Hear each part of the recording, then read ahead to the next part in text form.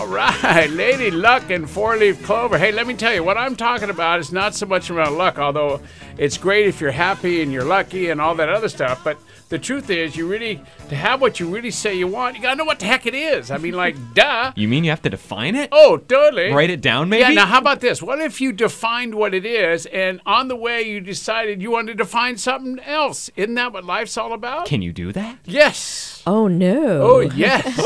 What happens if you change your mind? Shock and duh. awe. Yeah, isn't that how penicillin got developed and telephones and, all that other stuff? I mean, The light bulb. The light bulb, the one that goes off in your head going, I like that. Let's go there. I mean, come on. It's all about having fun. Now, before the break, we were talking about if you can't put something into writing, and the something I'm talking about is what you believe you want at the time you write it, if you can't put it into writing, how are you supposed to get help and so on and so forth? Now, think about this.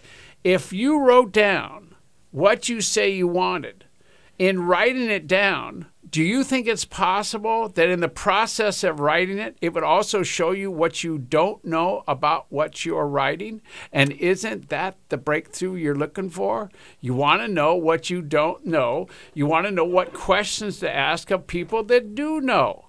All right. Duh. Pretty cool, huh? It's pretty simple. Clay, speaking of asking questions, we have a caller on the line. Welcome great. to the show, Benta. Hi, yes. My question is, how can I make it easier for myself to ask for help? I sometimes have a really hard time asking for help because I don't want to be an imposition to the person I'm asking. That's a great question. You ready? Mm-hmm. I'm ready. I mean, this is a great question. No. Now, you have to understand something. There are a lot of people out there that want to help, but they don't want to get in the way. All right? And they don't want to be accused of telling somebody to go do something. So they don't say anything. Yeah. So one of the great things about asking, gee, how do you do this? Or how did you get there? Or whatever. People get to complete their successes. They get to teach how they got there. They get to show a youngin' how they got to where they're going. You understand? Yeah. So it's all about relationship. It's how the world works. Whether you speak the language or not, human beings love to give to another human being. So one of the gifts you could be is be the question of, how do I do this? Mm-hmm. And sometimes the answer will be, I don't know, or sometimes the answer will be, what are you asking me for? I don't know, something like that. And it just tells you that you're asking the wrong person. So go to the next one. You have to be unstoppable when it comes to getting information to get to where you haven't gotten to yet. Okay? Okay, I got it. Pretty cool, huh? Yeah. Yeah. So it's a plus. It's a positive.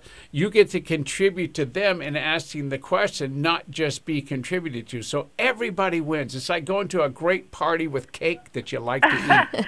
Yeah, I never thought of it like in that words or that way. Yeah, cool. Well, hey, thanks very much for calling, and call back again. Great question. Susan, I just want to say that your haircut looks beautiful. Oh, how sweet. Thank you. Thank you very much. Oh, man. I mean, are you streaming right now? You can see her on there? Yes, I am. Oh, gee. Now, what about, how about, you like my shirt? Oh, you're very cute. Oh, thank you very much. That's what I needed. Remember, if there's something you want, it says here, Giddy, what you say you want. I just did it. Yep, there you go. All right, thank you. Okay, Thanks. bye-bye. Bye-bye now. Ooh, I got to be careful. I'm having way too much fun on this show. Huh? Yes, you are. Yes, you are. Okay, now, the name of this... Oh, yes? Well, I have an email I thought was very pertinent, okay, too. Go ahead. And before you get on a roll here. Before I get on a roll. Are you kidding? I'm on a roll. Yeah, this comes from Wendy. An onion roll. Yeah. When it comes to accountability, how do you keep people from pointing the finger at one another? How do you keep your discussion from melting into the blame game? Oh, okay. Very good. Yeah. All right. So accountability is all about, one, a request to be held accountable, and two, clarity around what the accountability machine is supposed to provide. It's either time, degree of success, the art of delegation, something like that. So it's not about did I do it right or did someone else do it right. It's about the end product. Am I getting what I need in the domain of accountability? Got it? So if they're arguing, if the accountability machine is arguing amongst themselves, you got too many people on the team. They keep blaming each other. They keep blaming each other. All right. Now, Okay. unless she meant in that email, unless she meant it's like I didn't put out clearly what I wanted to be held accountable for. So do you think she meant that there's an issue between the person asking being held accountable and the person that's being asked to hold them accountable, or is it between accountability people? So it says, how do you keep people from pointing the finger at one another? How do you keep your discussion from melting into the blame game? I think what that means is there's got to be clear and complete communication around what it is being asked for, by when they're supposed to have it, and then what the accountability agreement is. And that's really probably what's missing there. Yeah. All right, good. Now, so remember we said before the break, I said, number one, you have to be clear about what you do and do not want, okay, for various things. The company you're running, the job you have, the relationships you're in, your physical well-being, and how you're going to get there. Second, you want to be real clear that you can put what you say you want in your future in writing, because if you can't write it, you can't ask for help to get it. And what's next for you is so big you can't get there by yourself, or you'd be there already.